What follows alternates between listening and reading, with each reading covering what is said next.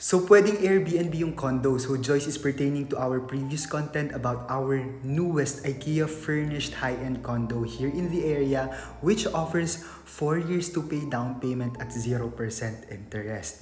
Yes, pwede po siyang Airbnb, and at the same time, you can make it as a dormitel dahil katabi lang siya ni De La Salle University Laguna, and at the same time, katabi siya ng Sleeping Giant or Silicon Valley of the Philippines, which is the Broadfield Business District. Konting sharing lang guys, nasabi ko naman sa inyo dati, I bought a unit in Zadia, so it is in Greenfield City, Santa Rosa City, Laguna, just beside New Valley dahil tabi-tabi nga lang silang titong development.